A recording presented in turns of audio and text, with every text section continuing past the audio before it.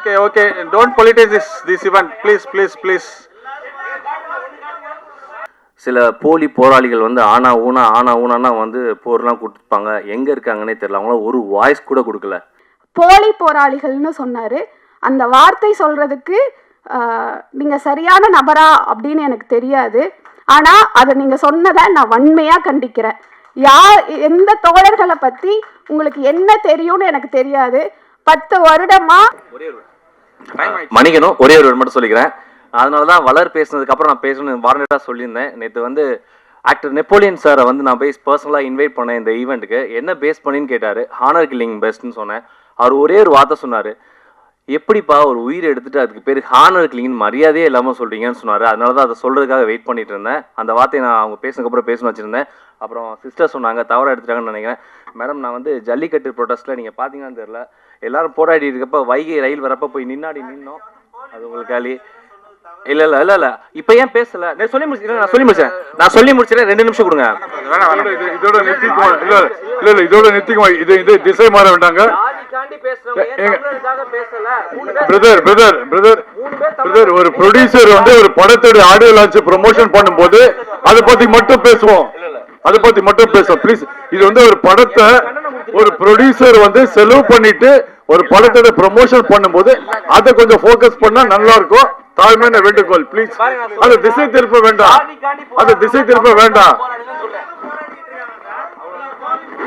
Okay. Don't politicize this event, please. Vishwa, please take your seat.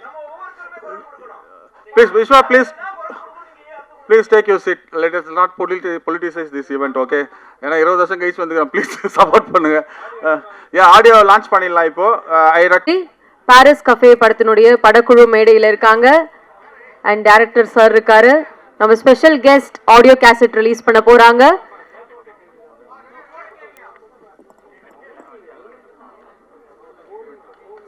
ஒரு பலத்த கைத்தட்டல் கொடுத்துடலாம். பாரிஸ் கஃபே படத்தினுடைய ஆடியோ கேசட் இப்போ ரிலீஸ் பண்றாங்க.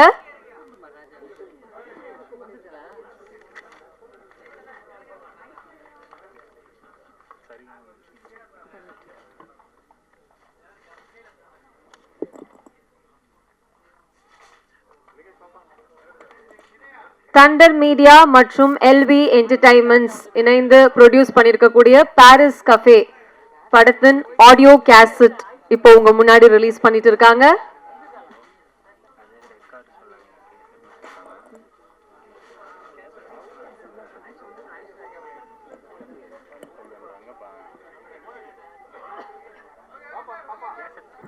அனைவருக்கும் வணக்கம். அபி சரவணனா இந்த மேடையில் அறிமுகமாகி இன்னைக்கு விஜய் விஸ்வா அவங்க முன்னாடி நிற்கிறேன். ஒரு சிறிய இடைவெளிக்கு அப்புறம் ரொம்ப சந்தோஷமான ஒரு தருணம். ஃபர்ஸ்ட் ஆஃப் ஆல், இந்த பாரிஸ் கஃபே படத்தில் எனக்கு நடிக்க வாய்ப்பு கொடுத்த தயாரிப்பாளர், இயக்குனர் அவங்களுக்கு நான் நன்றி பண்ணிக்கிறேன். அதுக்கு காரணமாக இருந்த சுவாமி அண்ணனுக்கும் நான் தேங்க் பண்ணிக்கிறேன். சதீஷ் சார் கேமராமேன் லொக்கேஷன் பார்க்க வந்த இடத்துல வந்து என்னை பார்த்துட்டு அதை இமீடியட்டாக ஓகே பண்ணாங்க. ஸோ சூர்யா அண்ணனுக்கும் நான் தேங்க் பண்ணிக்கணும். ஏன்னா ஒரு டீம்னால தான் வாய்ப்பு கிடைக்குது. ஸோ அதனால் இந்த படத்தில் முக்கியமாக ஒர்க் பண்ண அசிஸ்டன்ட் டைரக்டர் ஆல்ரெடி நான் என்ன சொல்லிட்டாங்க, ஜெகன் ஒலி மட்டும் இல்லாமல் எங்கள் ஹோல் டீமுக்கு நான் தேங்க் பண்ணிக்கிறேன், ப்ரொடக்ஷனாக ஒர்க் பண்ணவங்களுக்கு. அதுக்கப்புறம் இங்கே நான் லைன் பண்ணி சொல்லணுன்னா, ப்ரொடியூசர் சொன்னாங்க, ப்ரொடியூசர் மேடம் ரொம்ப அழகாக பேசினாங்க. எனக்கு அவங்க பேசிகிட்டு இருக்கப்போ எம்சி ஃபேஸ் தான் பார்த்தேன். ஒருவேளை அவங்கள்ட்ட முதலே பேசியிருந்தால் அவங்களே எம்சியாக ஃபிக்ஸ் பண்ணிப்பாங்களோ என்னமோ. செம்ம ஃப்ளூவாக பேசுனீங்க மேடம். இல்லை, அவங்க ப்ரொடியூசர் மேடம். அப்புறம் சூப்பராக பேசுனீங்க. அண்ட் டைரக்டர் சார் சொல்லணும். டைரக்டர் சார் அதே மாதிரி தான் ஷார்ட்டில் வந்து உள்ளே வந்து நாங்கள் காஃபிக்கு பதில் டீ வச்சுருந்தா கூட இன்னும் காஃபி தான் ஊற்றணும்னு அவ்வளோ பெர்ஃபெக்ஷன் பார்க்குற ஒரு மனிதர். அவர்கிட்ட ஒர்க் பண்ணுறப்ப ஃபஸ்ட்டு படமாக அது ஒர்க் பண்ணல, லெஃப்ட் அண்ட் ரைட் வாங்கிட்டாரு. ஸோ அதுக்கு ரொம்ப நன்றி. டிஓபி சார் அஸ் வெல் சொல்லவே தேவையில்லை. யூஸ்வலாக படத்துக்கு போனோன்னா கேமராமேன் சார் வந்து ஒரு முடிச்சுட்டு டக்குன்னு ஓகே அடுத்தது போயிடலான்னு சொல்லுவாங்க. பட் முதல் தடவை வந்து நானும் போய் ரெக்வஸ்ட் பண்ணுவேன், டேரக்டரே ஓகே பண்ணாலும் சார் இன்னொரு தடவை போயிடலாமா நான் ரெக்வஸ்ட் பண்ணி கேட்பேன். பட் இங்கே எனக்கு பிரச்சனையே இல்லை, ஓகே பண்ணாலும் ஒரு ஷார்ட் எக்ஸ்ட்ரா எடுத்து வச்சுருவாரு. ஸோ அதனால் எங்களுக்கு அந்த ப்ராப்ளம் இல்லை. அண்ட் அதுக்கப்புறம் மியூசிக் கே சமீபத்தில் நான் வந்து அமெரிக்காவுக்கு போயிருந்தேன். FeTNA federation of North America தமிழ்ச்சங்கம் மேடை, கிட்டத்தட்ட 5000 அமெரிக்க தமிழர்கள் வந்து கலந்துக்கிட்டாங்க. அந்த மேடையில் நம்மளுடைய மினிஸ்டர் ராஜ்மோகன் சாரும் கலந்துருந்தாங்க. அங்கே நான் தான் நிகழ்ச்சியை தொகுத்து வழங்கினேன். ஸோ அவங்க அனுமதியோட பாடலை வந்து நாங்கள் ஒளிபரப்பினேன். அவ்வளோ இது வந்தது, நல்ல வாழ்த்துக்கள் வந்தது. அதுக்கப்புறம் நீங்கள் சொன்னீங்க என்ன சொல்லணும்னா, நான் அதுக்கப்புறம் வேரியஸ் ஸ்டேட்ஸ் போனேன், டாலஸ், யூஎஸ், அப்புறம் சிகாகோ, அந்த மாதிரி நான் ஒவ்வொரு ஊராக போகிறப்ப எல்லா ஊர்லேயும் வந்து காரில் அவங்க லாங் ஜெர்னி போகிறப்ப கேட்குற ஒரு பாட்டில் லிஸ்ட்டாக அதை ஆட் பண்ணிக்காங்க. It's a promise. வாழ்த்துக்கள் அண்ட் தேங்க்ஸ். அது என்னோட பாட்டு இருக்கிறது எனக்கு ரொம்ப சந்தோஷம். அந்த அழகழகாய் வந்து ரொம்ப 3-4 பாட்டுமே பிடிச்சிருந்தது. பட் பர்சனலாக எனக்கு ரொம்ப நான் இல்லாமல் அந்த பாட்டவே எனக்கு ரொம்ப பிடிச்சிருந்தது. Thanks K father. அப்புறம் எடிட்டர் ரொம்ப அழகாக எடிட் பண்ணியிருந்தீங்க. எல்லாமே வெல். ஆர்ட் டைரக்டர் எங்களுக்கு சொல்ல வேணாம், லைவாக நிறைய விஷயம் பண்ணி கொடுத்துருக்காங்க. உங்களை ஏமாத்துறதுக்கான ஒரு விஷயம் கூட பண்ணி கொடுத்துருக்காங்க. அதை தேட்டர் பார்த்து கண்டுபிடிச்சிக்கலாம். அதுக்கப்புறம் ஸ்பெஷல் டான்ஸ் பண்ணியிருந்தோம், அவருக்கும் நன்றி. அதுக்கப்புறம் சூர்யானு சொல்லிட்டேன் சார், கோஆர்டிஸ்ட் எல்லாமே நல்லா பண்ணியிருந்தாங்க. ப்ரொடியூசர்ஸ் வந்து 3 பேர் ஆக்சுவலாக என்னோட இருக்காங்க. என்னோட கோஆர்டிஸ்ட் வந்து அங்கே உட்காந்துருக்காரு. சார் ஒரு தடவை இருந்துச்சுங்க, இல்லை ஸ்டேஜ்க்கு வந்துங்களேன் please please please please sir. ஏன்னா நான் நடிக்கிறதுக்கு அவர் ஒரு முக்கிய காரணம். நிறைய டேக் எனக்கு வாங்கி கொடுத்தாரு. ஆனால் செம்மையாக பண்ணார். த பெஸ்ட் பெர்ஃபார்மர் இந்த ஃபிலிம்னா நீங்கள் அவர் சொல்லலாம். அவர் பக்கத்தில் ஒரு பிரதர் இருக்கார், அவரும் ப்ளீஸ் ப்ளீஸ் வந்துடுங்க. ஏன்னா அவங்க எங்களோட ப்ரொடியூசர்ஸ் கோஆர்டிஸ்ட் எல்லாம் வரப்போ நீங்களும் வந்துடணும். தேங்க்யூ. அதுக்கப்புறம் எஸ் அஃப்கோர்ஸ் ரொம்ப நல்லா பண்ணியிருந்தாங்க. இந்த பேர் வந்து எனக்கு ரொம்ப பிடிச்சிருந்தது. நைனா ஆல்ரெடி நாங்கள் ஒர்க் பண்ணியிருக்கோம். நைனா உங்கள் சாங்ஸ் ரொம்ப நல்லது, ஃப்ரேமில் ரொம்ப அழகாக இருக்கீங்க, எல்லோரும் அழகாக காமிச்சிருக்காங்க. அதுக்கப்புறம் சீக்கிரஸாக சொல்கிறதுக்கு முன்னாடி என்னோட பேர் அர்ச்சனா. ஸோ அவங்க ஆல்ரெடி யூடியூப்பில் பயங்கர ஃபேமஸ். அங்கே யூஎஸ்லேயும் சரி. இப்போ நேற்று மலேசியா போயிருந்தேன், மலேசியாவில் எங்கள் சாங்கை ப்ளே பண்ணேன். அங்கேயும் எல்லாம் பார்த்து இந்த ஆக்ட்ரஸ் பார்த்துருக்கோம் அப்படின்னாங்க. ஸோ அந்த வேர்ல்டு வைடு ஃபேமஸாக இருக்க ஒரு ஆக்ட்ரஸ் கூட ஜாயின் பண்ணியிருந்தேன். தேங்க்யூ ஸோ மச்மா. அதுக்கப்புறம் 2 யூனிவர்சிட்டி கூட எனக்கு வந்து வாய்ப்பு கிடச்சது. ஒன்று தமிழ்நாடு யூனிவர்சிட்டி அஸ்வல் குரு சோமசுந்தரம் சார், மதுரைக்காரு சார், லவ் யூ. இன்னொன்று வந்து நான் லவ் யூ சொன்னால் தப்பாக எடுத்துக்காதீங்க, love you. So Malayalam university. இப்போ வந்து இந்த படம் வந்து என்னன்னா பாரிஸ் கஃபே படம் வச்சிருக்கோம்னா கமெண்ட்ல போய் பார்த்தோன்னா அணு அப்படின்னு போட்டால் போதும் போல, அனுமோல் படம்னு போட்டால் போதும், டைட்டில் கூட போட தேவையில்ல. கமெண்ட்ஸ் போனால் 2000 கமெண்ட்ஸில் 1999 கமெண்ட்ஸ் அவங்களுக்கு தான் இருக்குது. அவ்வளோ ஃபேன்ஸ் சம்பாதிச்சு வச்சுருக்கீங்க. Love you so much once again. So இவங்க 2 பேர் கூட நடிக்கிறப்போ நிறைய ஆக்டர்ஸ் கூட நான் 15 வருஷமாக நடிச்சிட்ருக்கேன். ஆக்ட்ரஸ் கூட இருந்தால் கூட நிறையா கற்றுட்டு வந்தால் கூட இவங்க 2 பேர் கூட நிறைய விஷயம் கற்றுக்க முடியுது. ஆக்டிங்னா என்னென்னா இவர்கிட்ட கிளாஸ் போய் கற்றுக்காமல் ஓசியில் கற்றுக்க வாய்ப்பு கொடுத்த அனைவருக்கும் நன்றி சொல்லிக்கிறேன். அதுக்கப்புறம் எல்லாரையும் சொல்லி முடிச்சேன்னு நினைக்கிறேன். Yes of course Riya sir thanks. Ezhil இன்னொரு ஹீரோ எங்கள் படத்தில் வேந்த stage. Thanks Ezhil. All support. அவர் எழில் பண்ண சப்போர்ட் வந்து அவரோட தம்பி, டேரக்டரோட தம்பி, பட் ஆல் சப்போர்ட் பண்ணி கொடுத்தாரு. Okay, come to the point.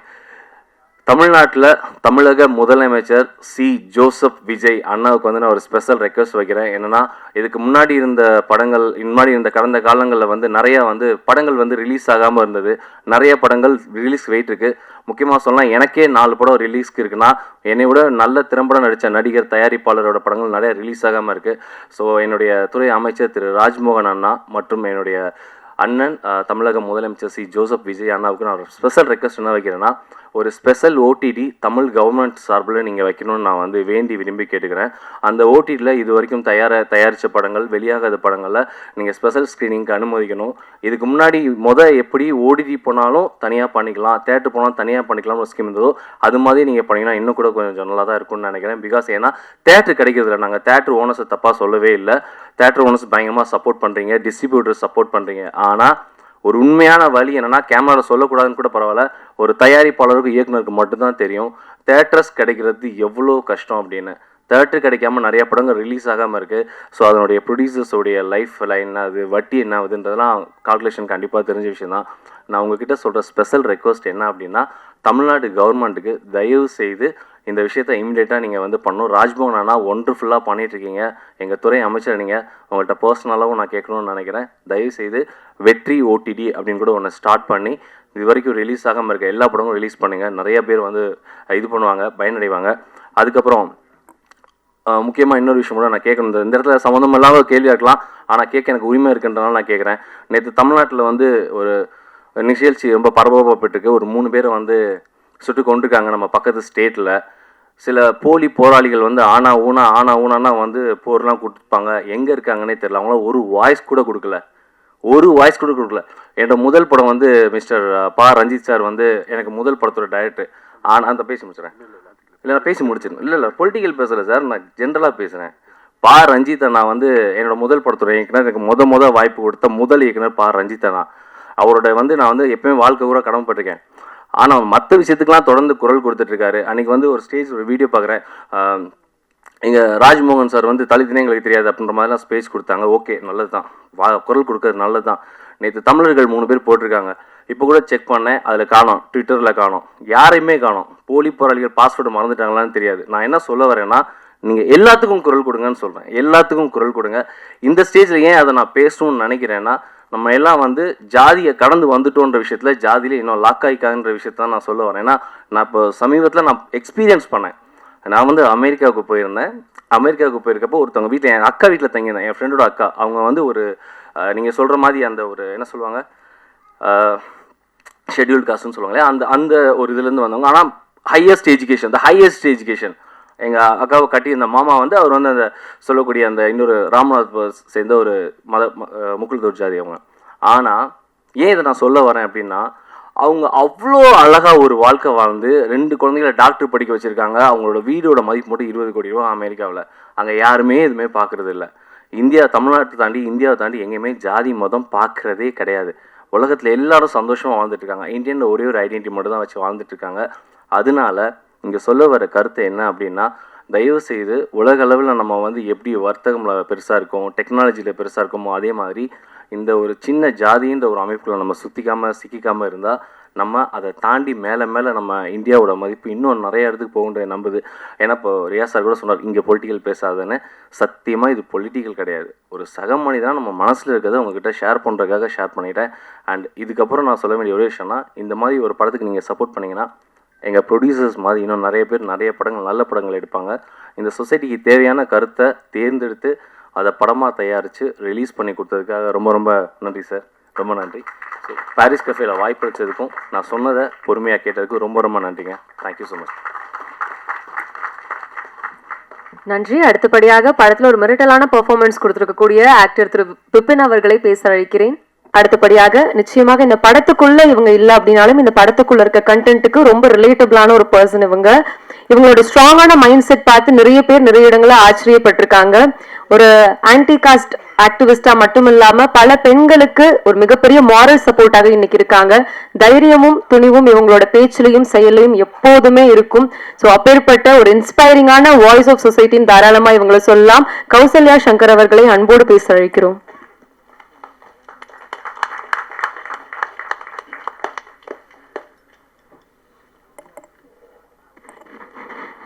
அனைவருக்கும் வணக்கம். முதல்ல இந்த படத்துக்கு ஏன் என்னை கூப்பிடணும் அப்படின்னு எனக்கு ஒரு சந்தேகம் இருந்தது. ஏன்னா எனக்கும் இந்த திரையுலகத்துக்கும் ரொம்ப தூரம் அப்படின்னு தான் சொல்ல முடியும். என்னோடது களத்தில் வேலை பார்க்கறது தான் என்னோட முதன்மையான வேலை. அப்போது நான் தோழர்கிட்ட கேட்கும்போது, உங்களுக்கு நான் இதை காமிக்கிறேன், நீங்கள் அதுக்கப்புறம் டிசைட் பண்ணுங்கன்னு சொன்னார்.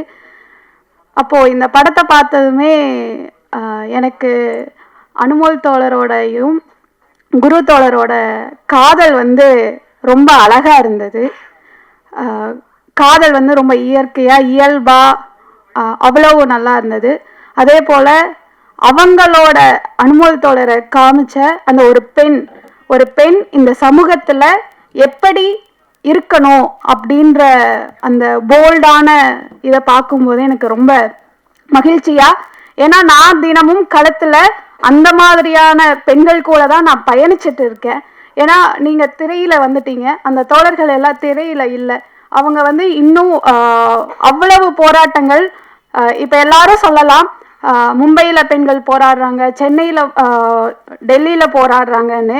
தமிழ்நாட்டுல இப்பவும் பெண்களோட உரிமைக்காகவும் எல்லாரோட உரிமைக்காகவும் அவ்வளவு பெண்கள் போராடிட்டு இருக்காங்க. அந்த ஒரு தொடர்ச்சியாக தான் நான் உங்களோட அந்த இதை பார்த்தேன். ரொம்ப இன்ஸ்பயர்டாக இருந்தது அந்த கேரக்டர் எனக்கு. ஏன்னா ஒரு பெண் மாறினா அந்த சமூகம் வந்து மாறும் அப்படிங்கிறது.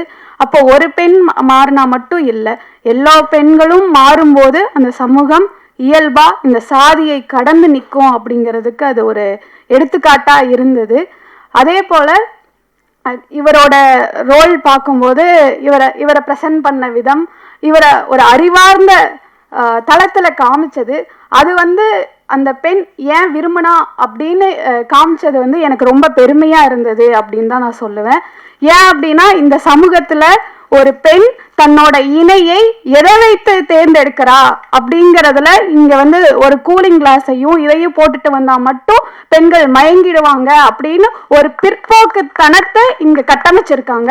அந்த கட்டமைப்பை இந்த சீன் இந்த இது உடைச்சிருக்கு அப்படின்னு தான் நம்ம சொல்லணும். அது வந்து எனக்கு ரொம்ப மரியாதை கொடுத்தது அப்படின்னு நான் சொல்லுவேன். அதே போல அதுல ஒரு இந்த சாதியை நோக்கி ஒரு பெரிய ஒரு உரையாடலை நிகழ்த்தியிருக்காங்கன்னு தான் சொல்ல முடியும். ஆணவ படுகொலைகள் தொடர்ச்சியாக நடந்துட்டு இருக்கு தமிழ்நாட்டில்.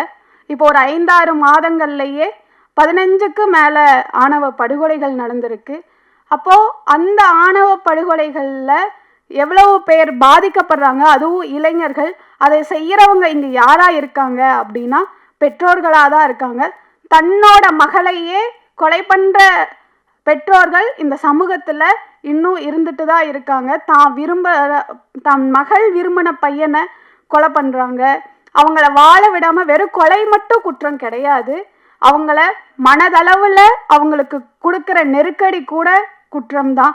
ஆனால் அதற்கு ஒரு மாற்றா இந்த படம் ஒரு கருத்தியலை வச்சிருக்கு அப்படின்னு தான் நம்ம சொல்ல முடியும். அதே போல் எனக்கு இதில் ஒரு சின்ன நெருடல் இருந்தது. என்ன அப்படின்னா அவங்கள போர்ட்ரேட் அவங்களோட கதாபாத்திரம் வந்து அவங்க பேர் இல்லை இவங்க அர்ச்சனா, அவங்களோட கதாபாத்திரம் வந்து காமிக்கும்போது அடுத்த சமூகத்தில் அடுத்த ஜென்ரேஷனை நம்ம என்னவா காமிக்க விரும்புகிறோம் அப்படிங்கிற ஒரு கேள்வி எனக்கு இருந்தது. ஏன்னா அவங்களோட அம்மா வந்து அவ்வளோ ஒரு பெரிய பின்புலத்தோடு இருந்து வர்றவங்க. அவங்க வந்து தன்னோட இணையாக இருக்கும்போது அந்த இணையும் அவர் செய்கிற ரிசர்ச்சும் அவ்வளோ ஒரு பெரிய விஷயம். ஆனால் அதை இந்த கதாபாத்திரம் அதை உள்வாங்கிக்காமல் இருக்குது, அதை வந்து தட்டி கழிக்கிறாங்க. அப்போது அதை ஏன்னு உங்ககிட்ட கேள்வி கேட்கணும் அப்படின்னு எனக்கு தோணுச்சு. ஏன்னா அதற்கு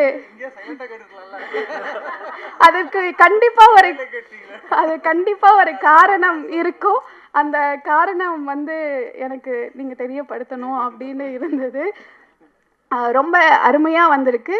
அதுவும் இல்லாமல் சமூகத்துக்கு வந்து ரொம்ப முக்கியமான தேவை அப்படின்னு நினைக்கிறேன். நீங்கள் இப்போ இந்த படத்தை வெளியிடுவதன் மூலமாக ஆணவ படுகொலைக்கு அரசுகிட்ட ரொம்ப வருட கோரிக்கையாக தனி சட்டம் வேணும்னு கேட்டுட்ருக்கோம். அந்த கோரிக்கைக்கு இந்த படம் வலு சேர்க்கும் அப்படின்னு நான் நம்புகிறேன். ஏன்னா அடுத்த ஜென்ரேஷனுங்கிறது இளைஞர்கள் தான். அப்படி இருக்கிற இளைஞர்களை காதலிக்கிறாங்க அப்படிங்கிறதுக்காக படுகொலை செய்யப்படுறது, அவங்கள வாழ விடாமல் செய்யறது. அப்போது இதற்கு ஒரு தனி சட்டம் தேவை. அந்த தனி சட்டத்தை இப்போ இருக்கிற அரசு உடனடியாக செய்தாக வேண்டும். ஏன்னா அதற்குன்னு ஒரு தனி குழு அமைச்சிருக்காங்க, KN பாஷான்னு சொல்லி. அவங்கள வந்து 25 விக்டிம் ஃபேமிலியோடு நாங்கள் சந்தித்து அதற்கு ஒரு ஆணையம் அமைச்சு அந்த ஆணையத்திலிருந்து தனி சட்டம் வேணும் அப்படின்னு கேட்டிருக்கோம். அதற்கு இந்த படம் உறுதுணையாக இருக்கும்னு நான் நம்புகிறேன். அதே போல் ரொம்ப குரு தோழரை வந்து எனக்கு அவ்வளோ பிடிக்கும். ஏன் அப்படின்னா அவர் வந்து நடிக்கிறாரு அப்படின்லாம் என்னால் பார்க்க முடியாது, அதில் வாழ்கிறாரு அப்படின்னு தான் என்னால் ஒவ்வொரு படத்துலையுமே. நான் ஃபஸ்ட்டு அரசியலாக பார்த்தது ஜோக்கர் படம் தான். அப்படி வந்து தோழரை வந்து எனக்கு அந்த அளவுக்கு மனதுக்கு நெருக்கம் இதில் இல்லாட்டியும். அதே போல் அவர் பேசும்போது போலி போராளிகள்னு சொன்னார். அந்த வார்த்தை சொல்கிறதுக்கு நீங்கள் சரியான நபரா அப்படின்னு எனக்கு தெரியாது. ஆனால் அதை நீங்கள் சொன்னதை நான் வன்மையாக கண்டிக்கிறேன். எந்த தோழர்களை பற்றி உங்களுக்கு என்ன தெரியும்னு எனக்கு தெரியாது. 10 வருடமாக எந்த அரசியலும் தெரியாத ஒரு பெண்ணை இந்த சமூகத்தில் தன்னோட காலில் நின்று வளர்றதுக்கு உறுதுணையாக இருந்தவங்க தான் தோழர்கள். அப்படி இருக்கிறவங்க தான் போராளிகள். நீங்கள் சொன்ன மாதிரி அவங்க இந்த விஷயத்துக்கு குரல் கொடுக்கல, இந்த விஷயத்துக்கு தான் குரல் கொடுத்தாங்கன்னா இந்த சமூகம் அதே போல அவங்க போராடுற விஷயங்களுக்கு எல்லாரும் குரல் கொடுத்தாங்களா? தப்பா சொன்னீங்கன்னு சொல்ல, அப்படி வந்து குரல் கொடுத்தாங்களா? மற்றவங்களும் அதே விஷயங்களுக்கு குரல் கொடுத்தாங்களா அப்படின்னு நீங்க நிரூபிச்சா மற்ற எல்லாரும் எல்லா விஷயத்துக்கும் குரல் கொடுப்பாங்க. தோழருக்கு வாழ்த்துக்கள், படக்குழுக்கு வாழ்த்துக்கள். நன்றி. நன்றி. அடுத்தபடியாக இந்த பாரிஸ் கஃபே ரொம்ப அழகாக உருவாகி இருக்குன்னா அதுக்கெல்லாம் ஆரம்ப புள்ளியாக இருந்த ஒரு நபர், நிச்சயமாக இன்னைக்கு படத்தை பற்றி பேசுகிறாங்கன்னா அதுக்கெல்லாம் அடித்தளமாக இருந்த ஒரு நபர், தன்னுடைய 20 வருஷங்களும் ஒரு சூப்பரான ஒரு ப்ராஜெக்டாக ரொம்ப அர்ப்பணிச்சு அழகாக இதை வந்து வெளியில் கொண்டு வந்திருக்காரு. உங்களோட எஃபர்ட்ஸ்க்கும் சாக்ரிஃபைசஸ்க்கும் ஹேட்ஸ் ஆஃப் சார். படத்தினுடைய டிரெக்டர் திரு சராஜ் சீலன் அவர்களை அன்போடு பேச அழைக்கிறேன். With a huge round of applause.